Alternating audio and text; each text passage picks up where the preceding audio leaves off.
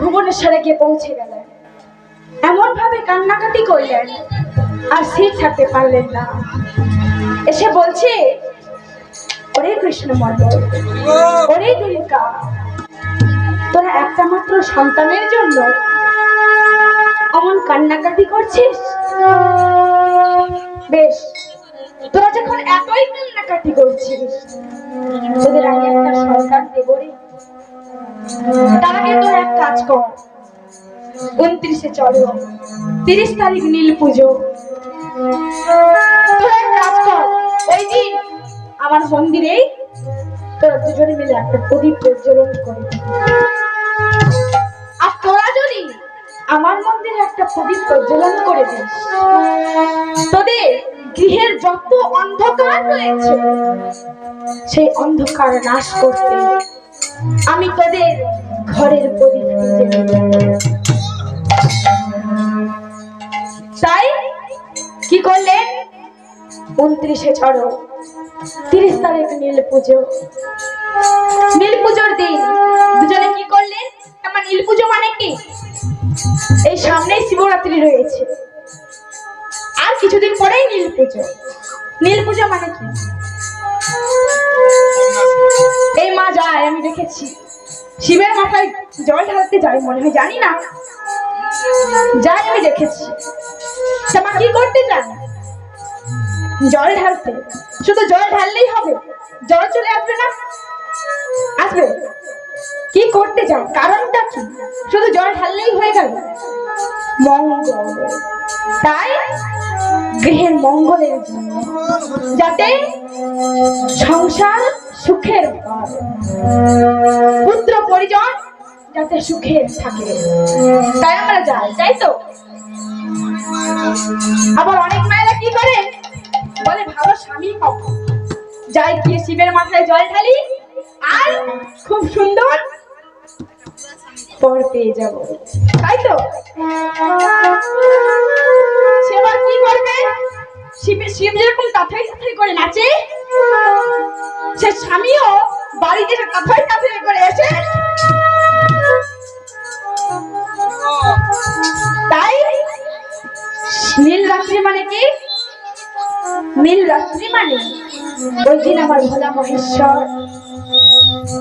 গরল উঠেছিল সমুদ্র মন্থনে, সেই গরল পান করে নীলকণ্ঠ হয়েছিল। তাই ওই দিন সমস্ত মায়েরা শিবের প্রতি হন আর শিবের উদ্দেশ্যে জল ঢালে। তাই তোরা সেই দিন প্রদীপ খানা প্রজ্বলন করে দিবি। তাই তারা প্রদীপ প্রজ্বলন করে দিয়ে বাড়ি চলে এলেন। বাড়ি এসে দেখিতে দেখিতে দিন কাটিতে লাগিল,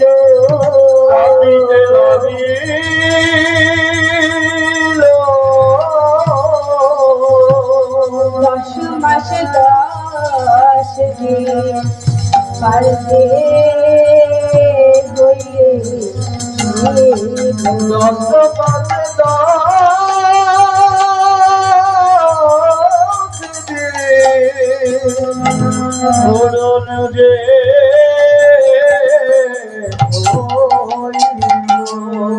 10 মাস 10 দিন পূরণ হয়ে দুর্গার কোল আলো করে পুত্র সন্তান, ওই পুত্র সন্তানটিকে কোলে নিয়ে বলছে, তোকে আমি কোলে নেব না। এর আগে আমার 7 সন্তান, কেউ 7 দিনের বেশি বাঁচেনি, কেউ রয়েছে 7 দিন, কেউ ছিল 6 দিন, কেউ বেঁচে ছিল না। তাই আমিও তোকে কোলে নেব না, পড়ে থাক, পড়ে থাক, এই বলে রাধা মাধবের চরণ তলে ফেলে দিল। তোর ফাড়া কাটলে আমি তোকে নিয়ে যাবো, তার আগে নাও। এনা দেখিতে দেখিতে দিন কাটিতে লাগিল,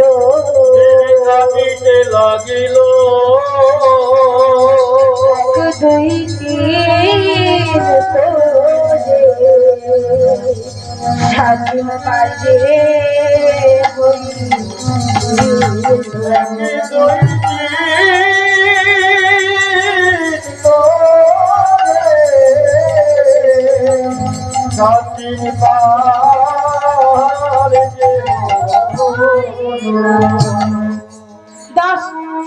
সাত দিন পার হয়ে গেল। 7 দিনের দিন রাত্রেবেলা মাধুরিকা কান্নাকাটি করছে, মনে মনে ভাবছে আমার শিশুকে বুঝে এই পৃথিবীতে আর নেই, ও বুঝে এই পৃথিবী ছেড়ে চলে গেছে। ভাবতে ভাবতে প্রভাত হয়ে গেল। যখন কিনা প্রভাত হয়ে গেল, দুর্গা ছুটে গিয়ে যখন গিয়েছে, দেখলেন ওই ছোট্ট শিশুটি রাধা মাধবের চরণ তলে হাত পা নাড়িয়ে খেলাধুলো করছে। ওই ছোট্ট শিশুটিকে বলে তুলে বসে, এবার বুঝি তো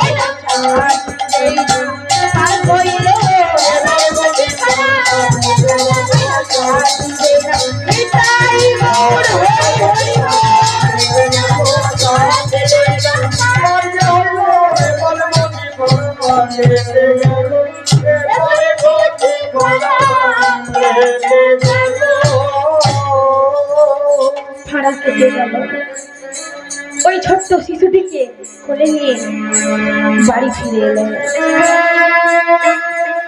বাড়ি ফিরে এসে আগেকার দিনের মায়েরা কি করতেন না, বিধাতা কলম দিতে আসতো, তাই মায়েরা ছোট শিশুকে কি করতেন না, ছোট্ট শিশুকে শুইয়ে দিতেন আর তার মাথার কাছে একখানা প্রদীপ প্রজ্বলন করে দিতেন এবং কালীর দোয়ার আর বাঁশের কলম রেখে দিতেন, যাতে বিধাতা এসে কলম দেয়। তাই মাধুরিকা অমন করে রেখেছে। আর এদিকে বিধাতা কলম দিতে আসছে। কে কলম দিতে আসছে? বিধাতা হলেন শ্রীকৃষ্ণ চৈতন্য মহাপ্রভু। তিনি মনে মনে বলছেন, অদ্বৈতাচার্য তুমি আমায় এনেছিলে, তুমি কি না নিত্য নিত্য তুলসী পত্র আর চোখের জল দিয়ে আমায় নাড়া দিয়েছিলে, তাই তো আমি তোমার নাম রেখেছিলাম না নাড়া। বেশ, এবার আমি তোমাকে আনবো। তাই বিধাতা কি কলম দিতে আসছে? তুই গৌর গৌর বলিবি, গৌর গৌর বলিবি, গৌর গৌর বলিবি, গৌর নামে মাতিবি, গৌর গৌর বলিবি, তুই গৌর নামে মাতিবি, গৌর গৌর বলিবি, গৌর নামে মাতিবি, গৌর গৌর বলিবি, গৌর নামে মাতিবি, গৌর গৌর বলিবি, গৌর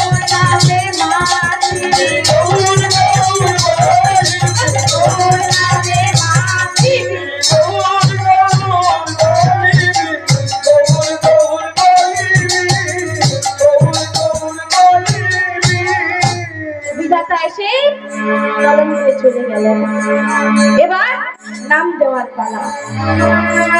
বাবা বলছে আমি নাম রাখবো আর মা বলছে আমি নাম রাখবো।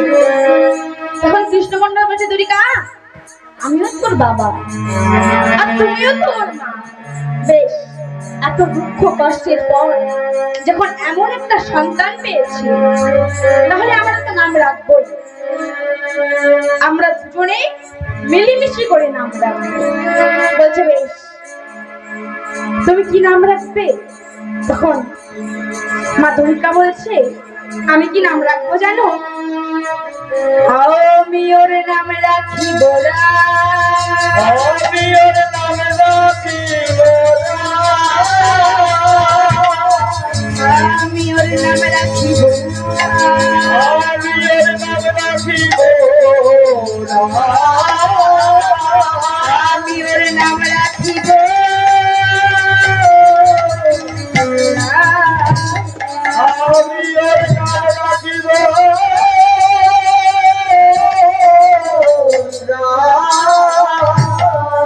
নাম রাখলো রাম। কৃষ্ণ মন্ডল বলছে, আমিও তোর বাবা, আমিও ওর একটা নাম রাখবো। তা আমি ওর কি নাম রাখবো জানো? আমি ওর নাম রাখিব দুঃখী আমি ওর নাম রাখিব দুঃখী আমি ওর নাম রাখিব দুঃখী আমি ওর নাম রাখিব দুঃখী আমি ওর নাম রাখিব আমি ওর নাম রাখিব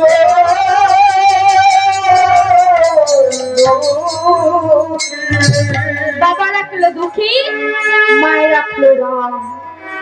দুয়ে মিলে কি হলো মায়েরা? দুঃখী রাম নাম দেওয়া হয়ে গেল।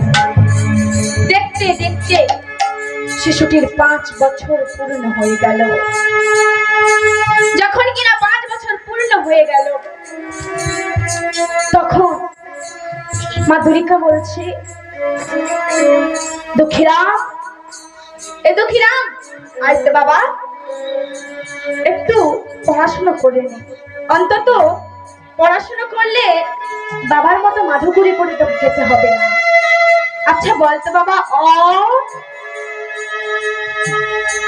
আমার গো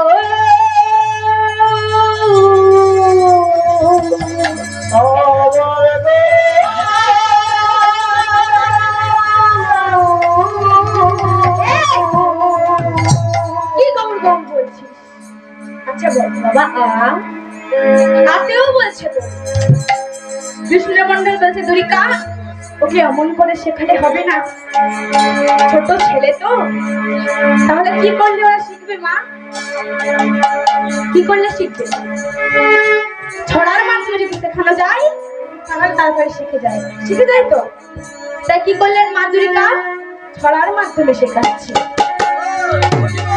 বলতো, ওই না অজগর আসছে তেরে গায়, আমি শিখাবো অজগর আসছে তেরে গায়, আমি শিখাবো তেরে অজগর আসছে তেরে গায়, আমি শিখাবো অজগর আসছে তেরে গায়, আমি শিখাবো তেরে ইঁদুর ছানা ভয়ে বলে ইগল খাচ্ছে, ইঁদুর ছানা ভয়ে বলে ইগল খাচ্ছে, ইঁদুর ছানা ভয়ে বলে ইগল খাচ্ছে।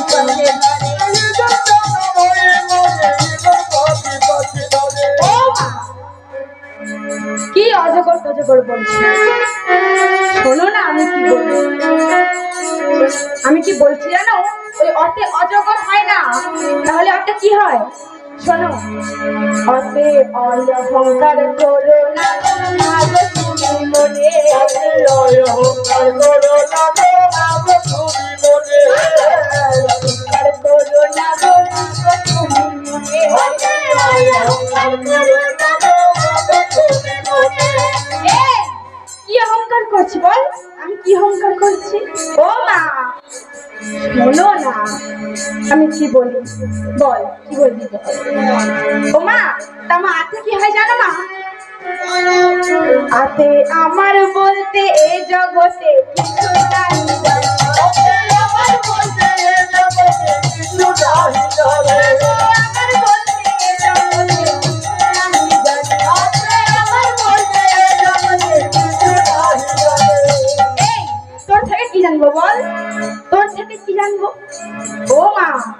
এই যে আমরা বলি না, আমার ঘর, আমার বাড়ি, আমার পুত্র, আমার পরিজন, কেউ আমার নয়।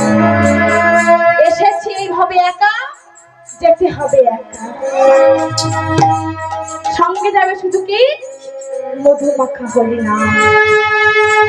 তাই কি বলছি জানো, মায়েরা এক্ষুনি এখানে বসে কৃষ্ণ কথা হরি নাম শ্রবণ করছে। আপনারা এখন থাকতে পারেন, আবার চলেও যেতে পারেন। নিঃশ্বাসকে বিশ্বাস আছে? বিশ্বাস নেই। আমি বলছি, আমি এখন আছি, কিছুক্ষণ পরে নাও থাকতে পারে।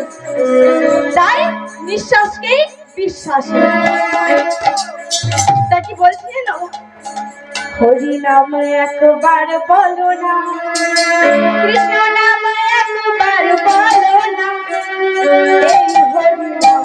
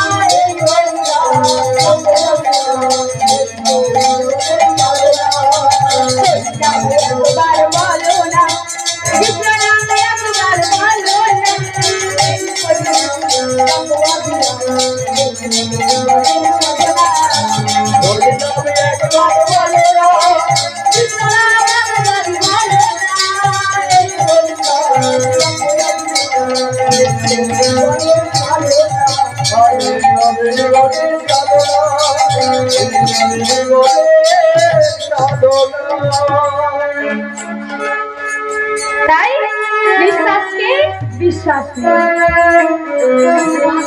তাই কেউ কারোর নয়। এসেছি একা, যেতে হবে একা। নিজের পুত্রকে ছোটবেলা থেকে বড় করেছে, খাইয়ে খাইয়ে পাঠশালায় বিদ্যালয়ে গিয়ে পাঠিয়ে বড় করে তুললেন। সেই ছেলে বিবাহ করে যখন ঘরে বউ নিয়ে এলো, বউকে ভালো পালঙ্কে রেখেছে আর বাবা মাকে ঘরে রেখেছে সিঁড়ির তলায়। বলেছে বৃদ্ধাশ্রমে চলে যাও, দূর হয়ে যা, বেরিয়ে যা। অমন পুত্র এই পৃথিবীতে যেন আছে, অনেকেই আছে, বাবা আমাকে কেউ দেখে না, তাই একা এসেছি, একাই যেতে হবে। তা মা, হাসতে কি হয় জানো মা?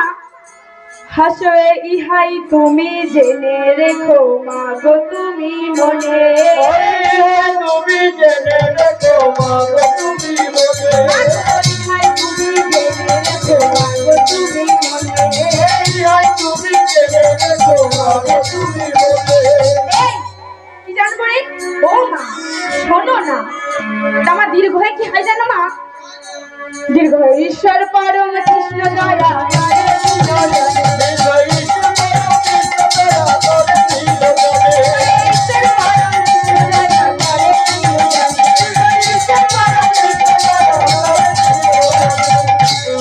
পড়াশোনার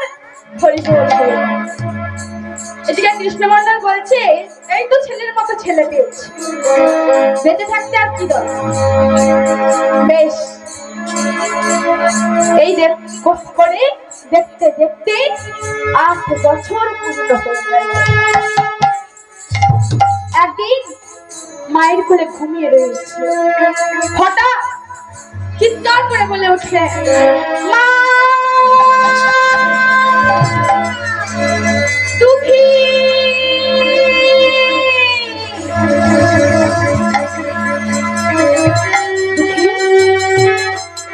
তুই আমার চিৎকার করে উঠলি কেন বাবা? জানো মা, জানো আমি দেখিল স্বপ্নে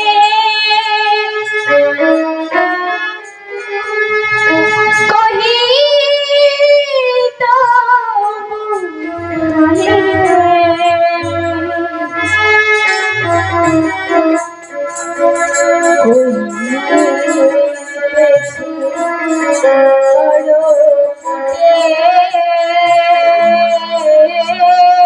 যেন নিশাকালে আমার হৃদয়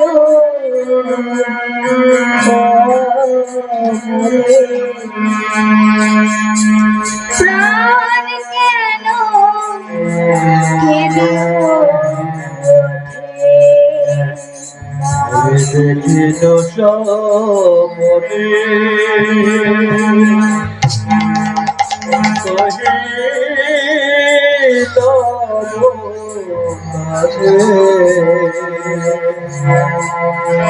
কহিতেছি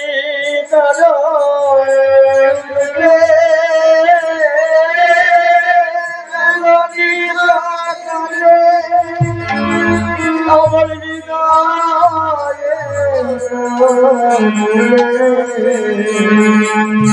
প্রাণ যেন কেঁদে আমি দেখিল স্বপ্নে কহিত মানে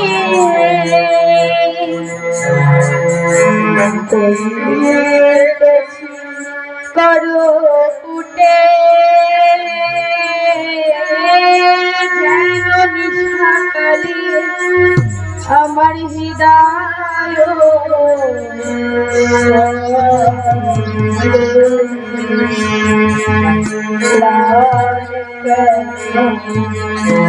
কেঁদে ওঠে মাগো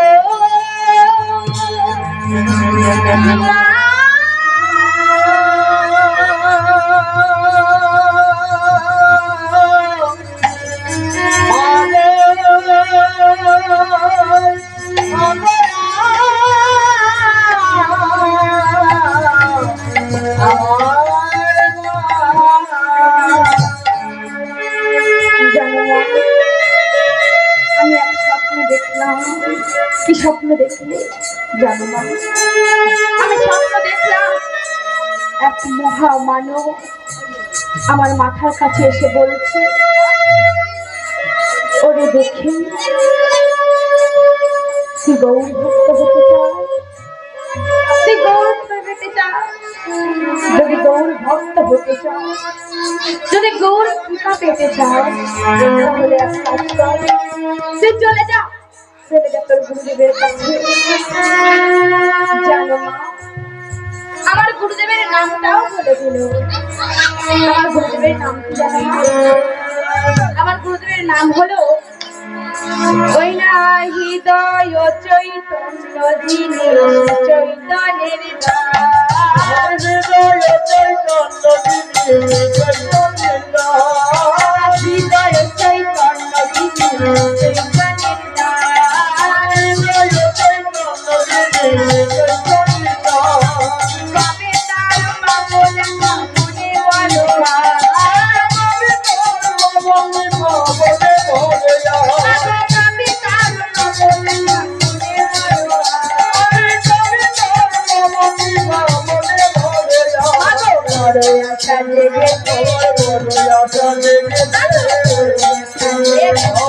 বলো আশা জেগেছে গুরু কি বাবা বলে আশা জেগেছে বাবা বলে আশা জেগেছে বাবা বলে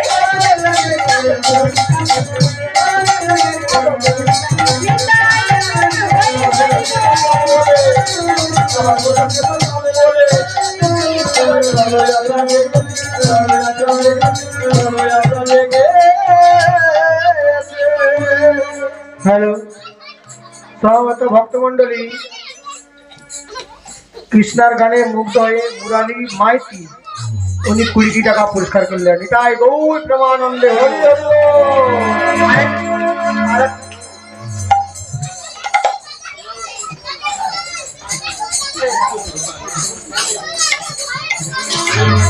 আরেকটা কথা বলি, যে কথাটা না বললে নয়, বাড়ির মেয়েরা গাইছে, আপনারা সবাই মিলে ওকে আশীর্বাদ করুন। আমি আশীর্বাদ করছেন আমি কি করে জানবো? কি করে জানবো আমি যে ওকে আশীর্বাদ করছেন? সবাই মিলে হাত তুলে বলে নিতাই গৌর প্রেমানন্দে হরি হরি হরি।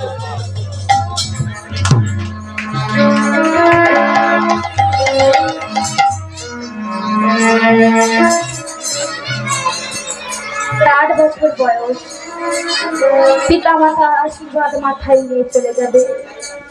বলছে দাও দাও, এবার আমায় বিদায় দাও। মাগো যাওয়ার বেলা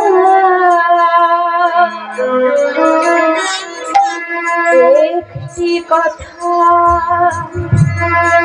শুধু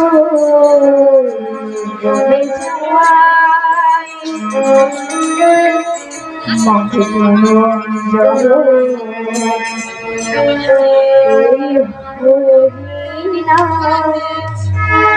আমি যেন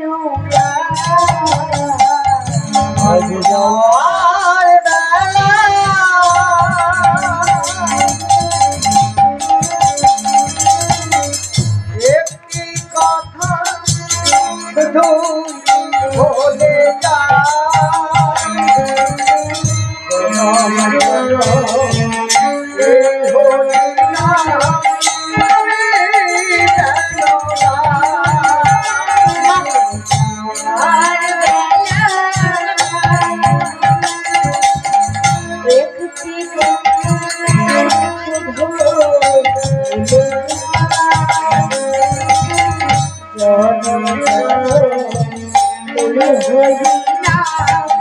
আমি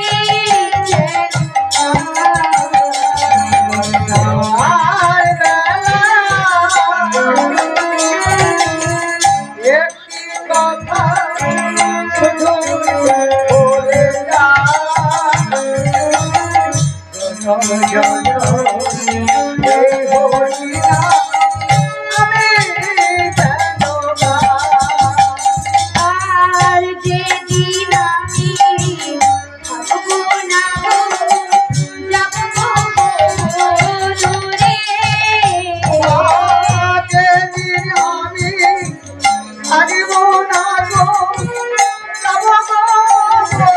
দূরে, আর যেদিন আমি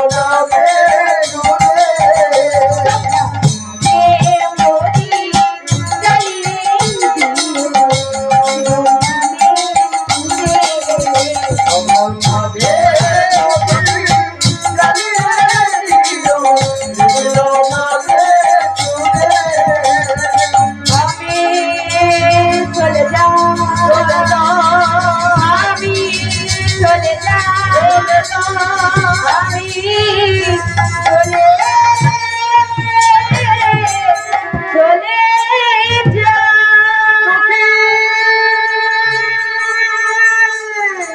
যাচ্ছে বাবা যাচ্ছে। ওরে দুঃখী, তুই যে আমার নয়নের মনি রে, যাসনে বাবা যাসনে। দুর্গা ও যে গুরু হতে চায়, ও যে গৌর ভক্ত হতে চায়, পেছন থেকে তুমি বাধা দিও না দুর্গা। কৃষ্ণ মন্ডল বলছে তবে ধীরে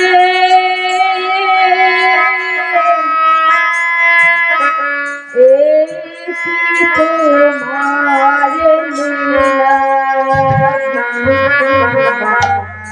এই কি তোমার খেলা।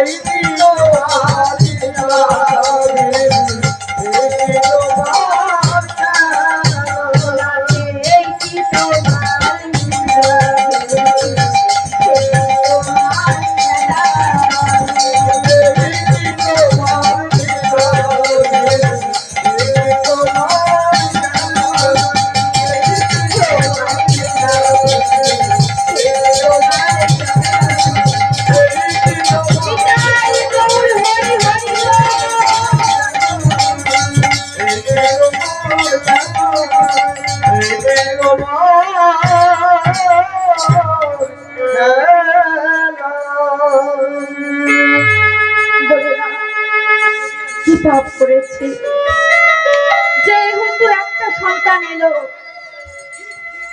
সেই সন্তানটাকেও তুমি নিয়ে নিলে। কেন দিলে আর কেন বা নিয়ে চলে যাচ্ছ? বলছে তুরিকা ওকে এমন পিছন থেকে বাধা দিও না। ও যে গুরু হতে চায়, ও যে গৌর ভক্ত হতে চায়, তুমি ওকে পেছন থেকে বাধা দিও না। গুরু গৃহে অগ্রসর হলে কতই না ঝোঁক খাচ্ছে, চেপে ধরে বলছে আমার গুরু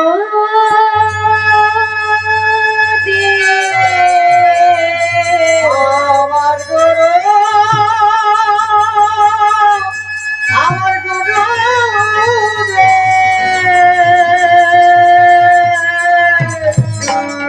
আমার গুরু রে, আমার গুরু রে। তাই সম্মুখে বিষধর সর্পফোনা তুলেছে। কিছু করতে না পেরে কি করলে, ওই সাপটি যখন ফোনা তুলেছে কিছু বলতে না পেরে বলছে গুরু কৃপাহি কে বল গুরু কৃপাহি কে বলো গুরু কৃপাহি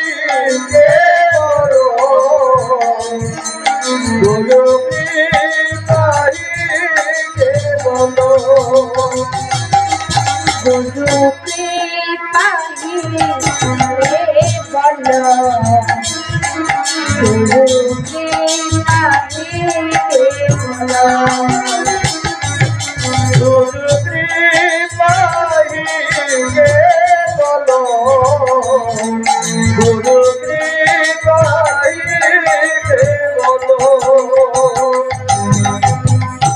বিষধর সর্পটিও ওনার নামে চলে গেল।